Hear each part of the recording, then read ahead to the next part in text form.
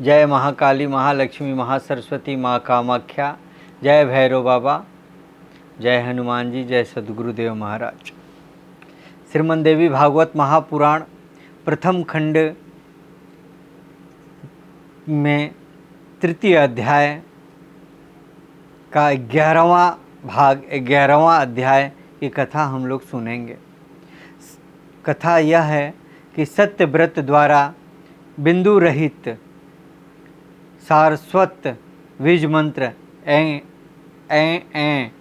का उच्चारण तथा उससे प्रसन्न होकर भगवती का सत्यव्रत को समस्त विद्याएं प्रदान करना।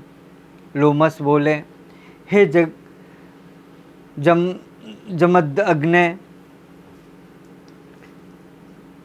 वह उतथ्य वेदा अध्ययन, जप, ध्यान तथा देवताओं की आराधना आदि कुछ भी नहीं जानता था। वह ब्राह्मण, आसन, प्राणायाम तथा प्रत्याहार भी नहीं जानता था। वह भूत शुद्धि तथा करण के विषय में भी कुछ नहीं जानता था। वह किलक मंत्र, जप, गायत्री नहीं जानता था। उसे समयक रूप से शौच, स्नान विधि तथा आचमन तक का ज्ञान नहीं था। वह ब्राह्मण, प्राण, अग्निहोत्र, वैश्य, देव, अतिथि सत्कार, संध्या, वंदन, समिधा तथा होम आदि के विषय में भी नहीं जानता था। प्रातः काल उठकर वह किसी तरह समयन रूप से दंत धावन कर लेता था। तत्पश्चात शूद्र की भांति बिना मंत्र बोले ही गंगा में स्नान कर लिया करता था। दोपहर के समय वह अपनी इच्छा से वन्य फल लाकर उन्हें खा लिया करता था। उस मूर्ख को भक्ष्य तथा अभक्ष्य का भी ज्ञान नहीं था। वहाँ निवास करता हुआ वह ब्राह्मण सदैव सत्य भाषण करता था और झूठ कभी नहीं बोलता था। उसकी इस सत्य निष्ठा से प्रभावित होकर लोगों ने इस ब्राह्मण का नाम सत्य तपा रख दिया। वह न तो कभी किसी का अहित करता था और न अविवाहित कार्य ही करता था। वह यही सोचता हुआ निडर होकर उस कुटी में सोता था कि मेरी मृत्यु कब होगी।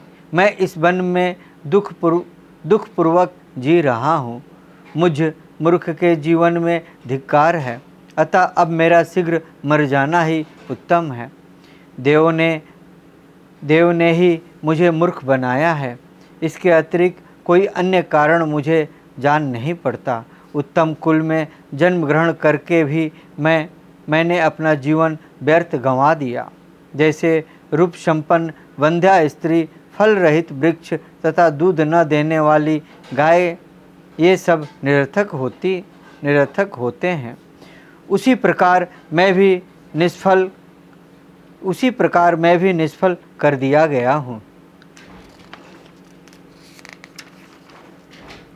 मैं देवों को दोष क्यों दूँ? निश्चित रूप से मेरा कर्म ही ऐसा था। मैंने पुस्तक लिखकर उसे किसी महात्मा ब्राह्मण को दान नहीं दिया। मैंने पूर्व जन्म में उत्तम विद्या का भी दान नहीं किया। इसलिए प्रारब्धवश इस जन्म में मूर्ख और अधम ब्राह्मण हुआ हूँ। मैंने किसी तीर्थ में तप नहीं किया और न साधुओं की सेवा ही की। धन दान से मैंने ब्राह्मणों की पूजा भी नहीं की। इसी कारण मैं ऐसा दुर्बुद्धि हुआ। मेरे साथ के बहुत से मुनि कुमार वेद शास्त्रों में पारंगत हो गए, किंतु मैं न जाने किस दुर्विपाक से महामूर्ख रह गया। मैं तप करना भी नहीं जानता और कौन सी साधना करूं? अब तो मेरे यह सब सोचना भी व्यर्थ है, क्योंकि मेरा भाग्य ही अच्छा नहीं है। मैं अभाग्य को ही सर्वोपरि मानता हूँ। निरर्थक पुरुषार्थ को धिक्कार है, क्योंकि परिश्रम से किया गया कार्य भी प्रारब्धवश सर्वथा विफल हो जाता है। ब्रह्मा, विष्णु, शिव तथा इंद्र आदि सभी देवता भी काल के वश में रहते हैं, इसलिए काल सर्वथा अजय है। दिन रात इस प्रकार के अनेक तर्क वितर्क करता हुआ वह द्विज गंगा के तट पर स्थित उस पावन आश्रम में रहता था। अब वह ब्राह्मण सर्वथा विरक्त हो गया और उस निर्जन वन में स्थित आश्रम में रहता हुआ शांत चित्त होकर समय बिताने लगा। इस प्रकार निर्मल जल वाले उस वन में रहते हुए उस ब्राह्मण के 14 वर्ष बीत गए, पर उसने न कोई जाप किया, न आराधना की और न कोई मंत्र ही वह जान सका। केवल उसने वन में रहकर कालक्षेप ही किया। वहाँ के लोग केवल उसके इस प्रसिद्ध व्रत को जानते थे कि वह मुनि सदा सत्य बोलता है, अतः सब लोगों में उसका यह सुयश फैल गया कि वह सदा सत्यव्रती है और मिथ्याभाषी नहीं। एक दिन आखेट करता हुआ एक महान मूर्ख निषाद हाथों में धनुष बाण लिए हुए उसी गहन वन में आ पहुंचा। यमराज के समान शरीर तथा भीषण आकृति वाला वह निषाद आखेट करते समय वध कार्य में बड़ा ही कुशल जान पड़ता था। उस धनुर्धारी किरात ने एक सुअर को लक्ष्य करके बड़े जोर से खींचकर बाण चलाए। तब बाण से विद्या हुआ वह सुअर भयभीत होकर भागता हुआ उसी मुनि के समीप जा पहुंचा। जब वह सुअर आश्रम परिधि में पहुंचा तो भय से कांप रहा था और उसका शरीर रक्त से लथपथ था। उस बेचारे को इस दशा में देखकर उस समय सत्यव्रत मुनि अत्यंत दया धर्चित हो गए। रक्त से सराबोर शरीर वाले उस अधत्त सुअर को अपने आगे से जाते देखकर दया के अतिरेक से कांपते हुए मुनि ने बिंदु रहित सारस्वत बीज मंत्र एंग एंग का उच्चारण किया। ए का उच्चारण किया। उन्हें इसके पूर्व न तो इस मंत्र का ज्ञात था और न उन्होंने कभी इसे सुना ही था। देव योग्य से ही उसने मुख से यह मंत्र निकल पड़ा। अब भी उन विमूढ़ को नहीं मालूम था कि वह सारस्वत बीज मंत्र है। वे महात्मा सत्यव्रत मुनि तो उस घायल स्वर के शोक में डूबे हुए थे। इसी बीच बाण की पीड़ा के कारण अत्यंत संतप्त चित्त तथा कांपते हुए शरीर वाला वह स्वर कोई दूसरा मार्ग न पाकर सत्यव्रत के आश्रम मंडल में प्रविष्ट होकर वहीं झाड़ी में छिप गया। थोड़ी देर बाद कांतक खींचे धनुष को धारण किए हुए दूसरे काल के समान विकराल देह वाला वह निषाद राज भी उस स्वर को खोजता हुआ मुनि के निकट आ पहुंचा। वह कुशासन पर बैठे हुए आदित्य सत्यव्रत मुनि को देखकर वह व्याध प्रणाम करके उनके सामने खड़ा हो गया और पूछने लगा, हे द्विजराज, वह स्वर कहाँ गया? मैं आपके सत्य भाषण के प्रसिद्ध व्रत को जानता हूँ, इसलिए पूछता हूँ कि मेरे बाण से घायल हुआ वह स्वर किधर गया? मेरा सारा परिवार भूख से पीड़ित है। मैं उनकी क्षुधा शांति की इच्छा से ही यहाँ आया हूँ। हे विप्रेंद्र, विधाता ने मेरी यही जीविका निर्धारित की है। इसके अतिरिक्त मेरा दूसरा कोई साधन नहीं है। यह मैं सत्य कहता हूँ। अच्छे बुरे किसी भी उपाय से अपने परिवार का पालन पोषण तो निश्चित रूप से करना ही चाहिए। आप सत्यव्रत हैं, अतः मुझे अब सच सच बता दीजिए। मेरा सारा कुटुंब भूख से व्याकुल है। अतः हे विप्र, मैं आपसे पुनः पूछ रहा हूँ कि मेरे बाण से घायल वह स्वर किधर गया है? आप मुझे शीघ्र बता दें।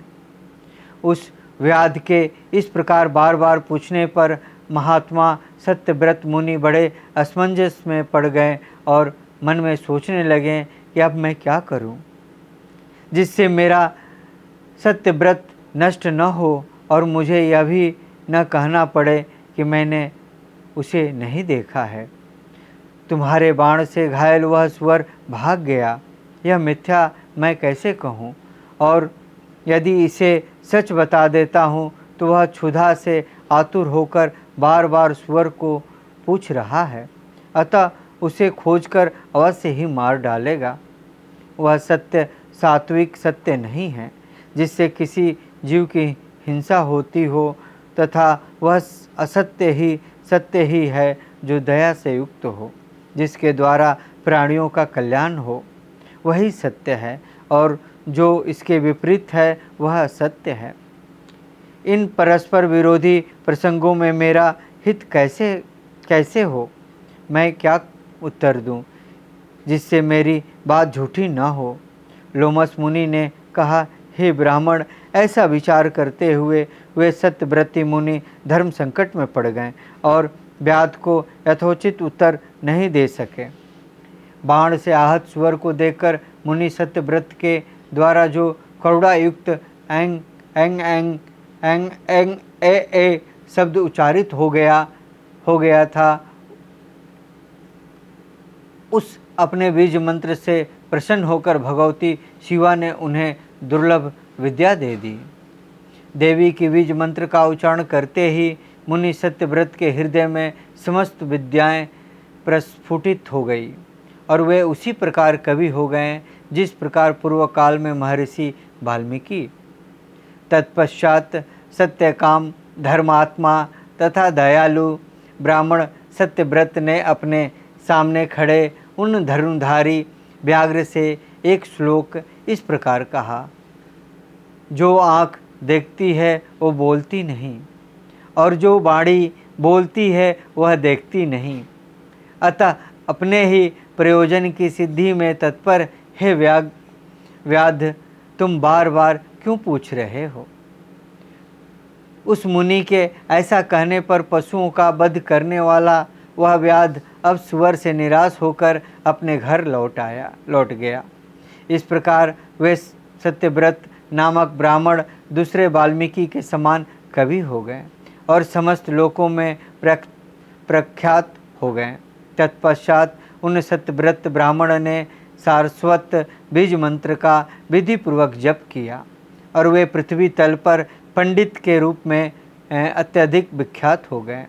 अब ब्राह्मण लोग प्रत्येक पर्व पर उनका यशोगान करने लगे और मुनिगण उनके विस्तृत आख्यान की निरंतर प्रशंसा करने लगे। उनका महान यश सुनकर उनके परिवार के वे ही लोग जिन्होंने उन्हें पहले त्याग दिया था, उनके आश्रम में आकर विशेष आदर सम्मान के साथ उन्हें घर ले गए। अतः हे राजन, उन आदि शक्ति तथा जगत की कारण स्वरूपा परा देवी की सदा भक्ति पूर्वक सेवा तथा पूजा करनी चाहिए। हे महाराज, आप मेरे द्वारा पहले ही बताए गए सर्वकाम प्रदायक अम्बा मख का अनुष्ठान वैदिक विधि के अनुसार नित्य नियम पूर्वक कीजिए। वे भगवती स्मरण करने, पूजा करने, श्राद्ध पूर्वक ध्यान करने, वे भगवती स्मरण करने, पूजा करने, श्रद्धापूर्वक ध्यान करने, नामोच्चारण करने तथा स्तुति करने से परम प्रसन्न होकर सभी इच्छित मनोरथों को पूर्ण कर देती हैं, इसलिए वे कामदा कही जाती हैं। हे राजन, रुग्ण, दीन, क्षुधा पीड़ित, धनहीन, सठ, दुखी, मूर्ख, शत्रुओं से सदा प्रताड़ित, आज्ञा के अधीन रहने वाले दास, शूद्र, विकल, अशांत, भोजन तथा भोग से अतृप्त, सदा कष्ट में रहने वाले अजितेंद्रिय, अधिक तृष्णायुक्त, शक्तिहीन तथा सदैव मानसिक रोगों से पीड़ित रहने वाले प्राणियों को देखकर बुद्धिमानों को यह अनुमान कर लेना चाहिए कि इन लोगों ने भगवती की सम्यक उपासना नहीं की है। इसी प्रकार वैभव युक्त पुत्र पौत्र आदि से संपन्न हष्ट पुष्ट शरीर वाले भोग युक्त वेदवादी राजलक्ष्मी से संपन्न पराक्रमी लोगों को अपने वश में रखने वाले, स्वजनों के साथ आनंद पूर्वक रहने वाले और समस्त उत्तम लक्षणों से युक्त लोगों को देखकर यह अनुमान कर लेना चाहिए कि इन लोगों ने भगवती की उपासना की है। इस प्रकार पंडित जनों को व्यतिरेक अवन्य के क्रम से यह जान लेना चाहिए कि उपयुक्त दिन आदि लोगों ने सभी मनोरथों को पूर्ण करने वाली शिवा का पूजा नहीं की है, तथा उपयुक्त विभवयुक्त लोगों ने भगवती अम्बा की सर्वदा विधिपूर्वक आराधना की है, जिससे वे सभी लोग इस संसार में सुखी हैं। इसमें लेस मात्र भी संदेह नहीं है। व्यास जी बोले, हे राजन, मैं नैमी शरण तीर्थ में मुनियों के समाज में लोमस ऋषि के मुख से भगवती का यह अति उत्तम महात्म्य सुना। हे राजेंद्र, हे पुरुष श्रेष्ठ, इस पर सम्यक विचार करके परम भक्ति के साथ प्रेम पूर्वक भगवती की सदा अर्चना करनी चाहिए। इस प्रकार श्रीमद्देवी भागवत महापुराण प्रथम खंड के द्वितीय स्कंध में 11वां अध्याय ओम ततस्तम। जय महाकाली, महालक्ष्मी, महासरस्वती, महाकामाख्या। जय माता दी।